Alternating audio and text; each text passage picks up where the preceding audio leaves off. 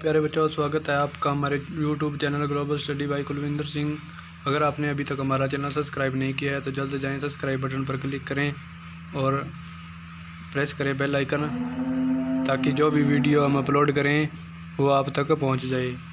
ज़्यादा टाइम ना गवाते हुए हमारा टॉपिक शुरू करते हैं।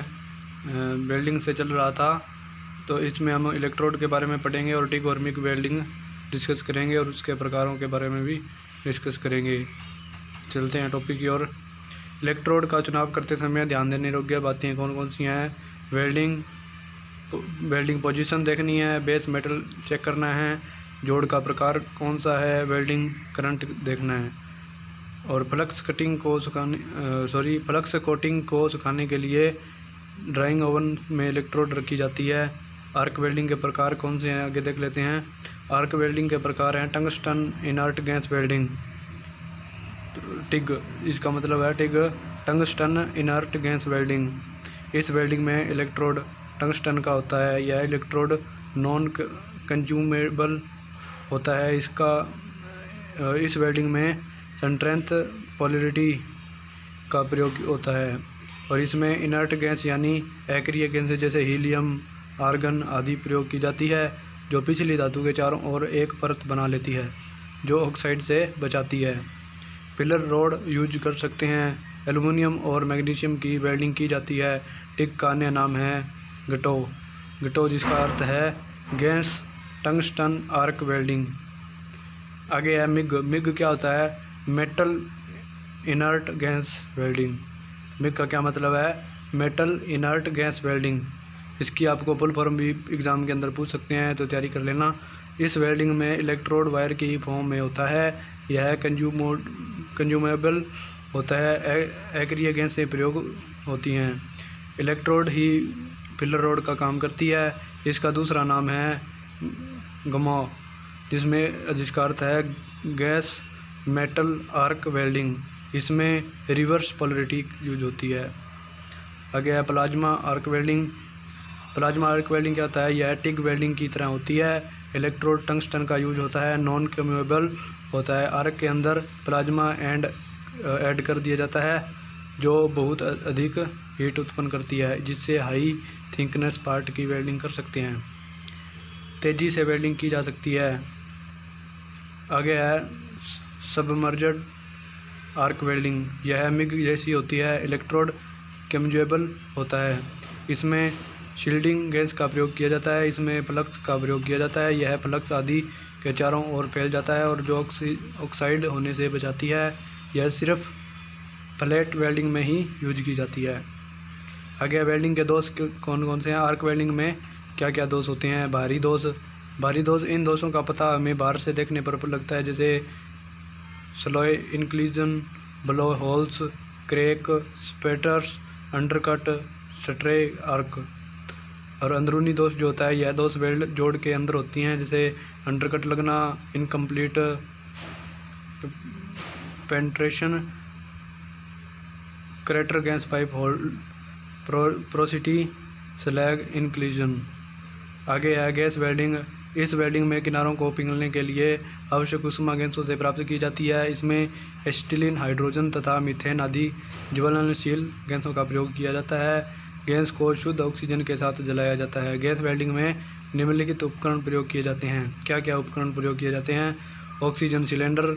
यह स्टील की मजबूत चादरों से बना होता है। इसमें ऑक्सीजन का दाब 136 से 172 बार होता है तथा ऑक्सीजन 70% फ़ारेनहाइट पर डाली जाती है। सिलेंडर के बालों पर दाहिने हाथ की चूड़ियाँ कटी होती हैं। सिलेंडर का रंग काला होता है। इसमें आपको क्वेश्चन पूछ सकते हैं, ऑक्सीजन सिलेंडर पर के बालों पर कौन सी चूड़ियाँ कटी होती हैं? तो दाहिने हाथ की चूड़ियाँ। और इसका रंग कैसा होता है? काला। एसिटिलीन सिलेंडर, यह भी स्टील की मजबूत चादरों का बना होता है। यह विभिन्न क्षमता में उपलब्ध होता है क्योंकि उच्च दाब पर गैस स्थायी नहीं रहती। इसका रंग मैरून कलर का होता है। इसमें आपको क्वेश्चन पूछ सकते हैं, एसिटिलीन सिलेंडर का रंग कैसा होता है? मैरून कलर का। इसके बालों पर बाएं हाथ की चूड़ियाँ कटी होती हैं। आगे है एसिटिलीन जनरेटर। एसिटिलीन की खपत बहुत अधिक हो तो इसे वेल्डिंग की जगह ही बनाना उचित होता है। इसके लिए एसिटिलीन जनरेटर का प्रयोग होता है।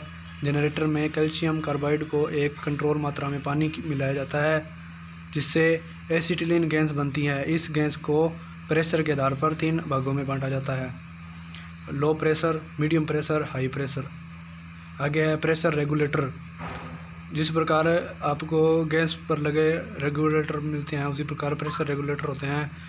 उच्च दाब में भरी गैस दाब को कम दाब करके कार्यकारी प्रेशर बनाने के लिए प्रेशर रेगुलेटर की आवश्यकता होती है। प्रेशर मापने के लिए इन पर 2 प्रेशर गेज लगी होती है। ये 2 प्रकार के होते हैं, single stage regulator, double stage regulator. आगे है होज पाइप। ऐसी लाइन में प्रयोग की जाती है। ये होज पाइप अलग अलग जगहों पर भी प्रयोग की जाती है। तो गैस वेल्डिंग में ऑक्सीजन तथा एसिटिलीन गैस को सिलेंडरों से वेल्डिंग टार्च तक पहुंचाने के लिए रबड़ की पाइप का प्रयोग किया जाता है, जिसे होज पाइप कहते हैं।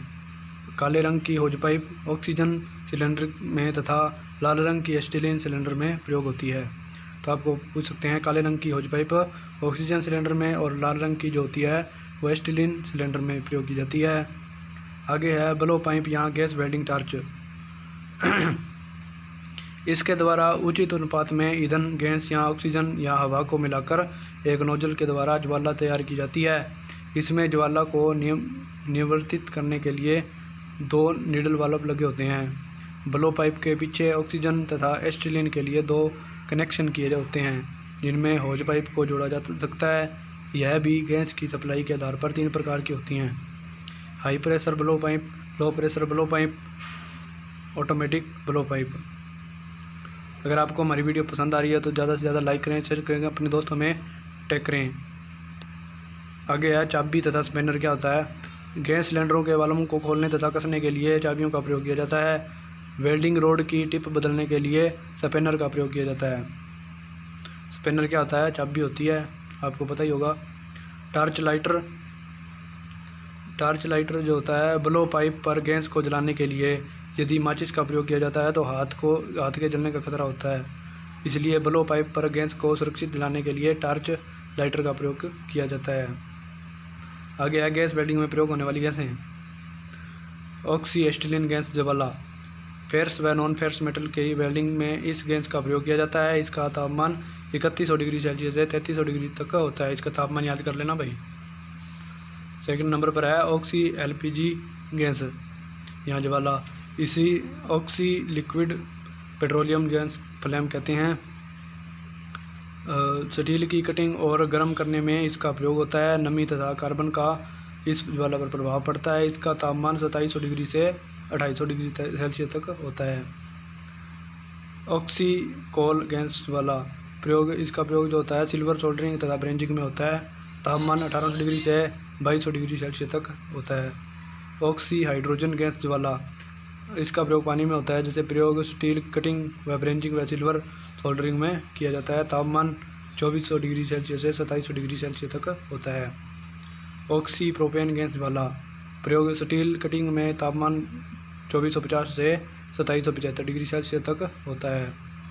ऑक्सी एसिटिलीन ज्वालाओं के लाभ क्या हैं? भाग, ठीक है। ऑक्सी एसिटिलीन ज्वालाओं के भाग।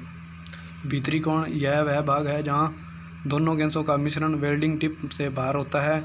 यह एक सफ़ेद चमकीली लो होती है, साइज कम होता है। तापमान 2760 से डिग्री से 3480 डिग्री सेल्सियस होता है। C2H2+O2, ये आपको याद कर लेना है। मध्य भाग, इसे कार्बन मोनोऑक्साइड तथा हाइड्रोजन का ब्लू रिड्यूसिंग जोन भी कहते हैं। यह ज्वाला के बीच का भाग है। तापमान 2090 से डिग्री से होता है।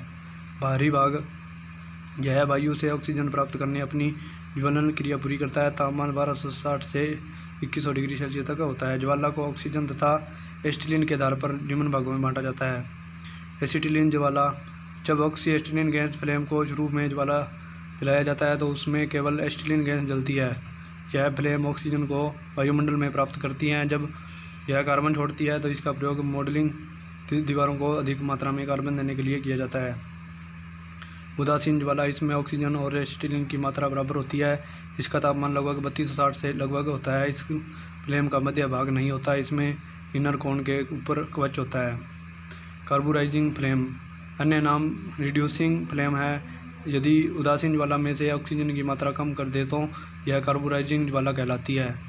तापमान 3038 डिग्री सेल्सियस हार्ड फेसिंग या गैस हार्डनिंग में इसका यूज होता है।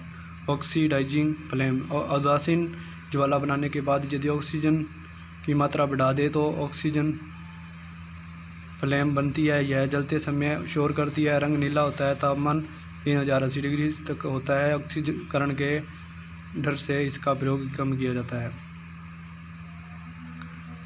आगे धातु पित्तल ऑक्सीडाइजिंग ज्वाला, कास्ट आयरन जो होती है न्यूट्रल फ्लेम से होती है, तांबा जो होता है neutral flame, stainless steel neutral flame, या स्टेनलाइट जो होता है कार्बोराइज ज्वाला, माइल्ड स्टील न्यूट्रल फ्लेम।